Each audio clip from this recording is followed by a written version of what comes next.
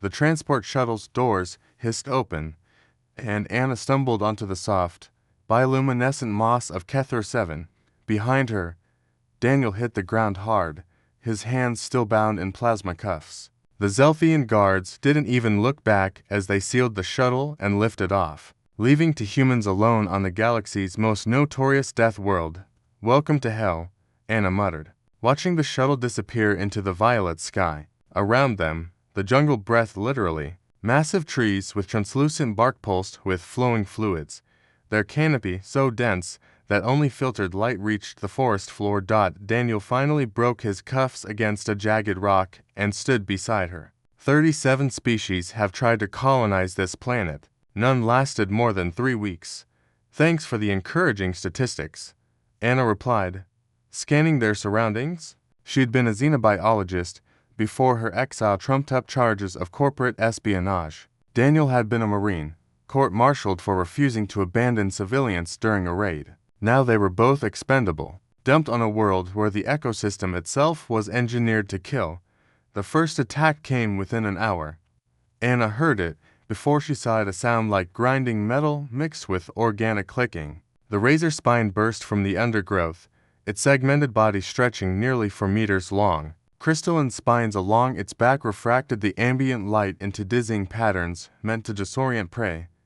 Daniel moved instinctively, shoving Anna aside as the creature lunged. Its mandibles snapped shut on empty air. He rolled, grabbed a fallen branch, and thrust it into the creature's soft underbelly. The razor spine shrieked and retreated, leaving behind a trail of bioluminescent ichor. "That won't work twice," Anna said, breathing hard. "They adapt. That's what makes this place impossible. Everything here evolves in real time. Then we'd better evolve faster." Over the next weeks, they learned. Anna's scientific training became their survival manual. She taught Daniel which plants were nutritious and which would dissolve his insides. She identified the patterns in predator behavior, the stalker vines that only attacked movement, the sky piercers that hunted by thermal signature, the swarm minds that operated as a collective consciousness. Daniel's combat experience kept them alive when knowledge wasn't enough. He taught Anna how to move through hostile territory, how to read terrain, how to turn every element of their environment into a weapon or tool. Together, they built shelters that confused the local fauna, created tools from scavenged materials, and learned to predict the jungle's moods. But survival wasn't enough. Anna noticed something the xenobiologists had missed. The predators of Kethra 7 weren't mindless killers. They were intelligent, territorial, and followed complex hierarchies. The apex predator, the nightshade pantherin, ruled vast territories and other species deferred to it. "What if we're thinking about this wrong?" Anna said one evening as they huddled in their latest shelter. "Every species that came here tried to conquer the jungle. What if we need to join it?" Daniel looked at her like she'd lost her mind. "Join the things trying to eat us. Earn their respect. These predators understand strength and territory. We've been running. What if we stood our ground?" The opportunity came 3 days later. A young nightshade pantherin, its midnight black fur rippling with adaptive camouflage, was cornered by a pack of bone rippers. The creatures were scavengers, cowards that hunted in numbers. The pantherin was bleeding, outnumbered, and clearly exhausted. "This is insane," Daniel said, but he was already moving. They attacked from the bone ripper's blind spot. Anna had fashioned spears from hardened resin and sharpened bone. Daniel wielded a club studded with razor spine crystals. They fought with a ferocity born of desperation and weeks of pent-up frustration.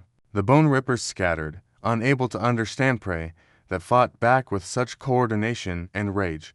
The pantherin watched them with eyes that glowed amber in the darkness. For a long moment, none of them moved. Then, slowly, the great predator lowered its head, a gesture Anna recognized from her studies as acknowledgement between equals. From that day forward, everything changed. The pantherin, which Anna named Shadow, began appearing near their camp, at first just watching, then gradually closer. When a swarm mind attacked, Shadow fought alongside them. When they hunted, Shadow led them to prey, teaching them the jungle's secret paths. Word spread through the ecosystem in ways humans couldn't fully understand through pheromones. through subsonic calls, through the quantum-entangled neural networks of the swarm minds. The humans lived in the deep jungle, and they fought like demons. They had earned the respect of a nightshade pantheron. Other predators tested them. Each time, Anna and Daniel prevailed, not through superior strength, but through human ingenuity, adaptability, and sheer stubborn refusal to die. They learned to read the jungles by luminescent patterns, to predict the rain cycles, to move through terrain that would kill most species.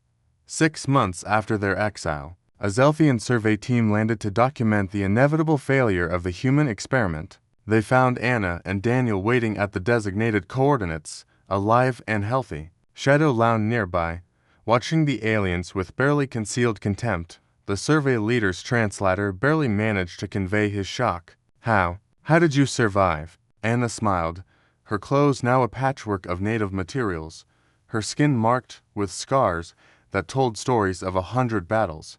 We stopped trying to conquer the jungle. We became part of it.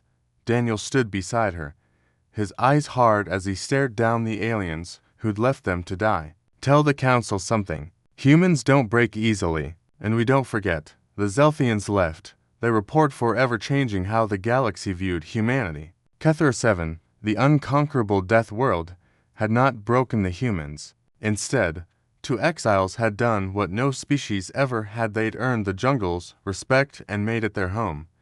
And in the settlements that would eventually grow there. In the careful alliance between human ingenuity and Kethra's ecosystem, a new chapter began, one that proved what humans had always known: give them the worst odds, the deadliest environment, the impossible situation, and they wouldn't just survive, they'd thrive.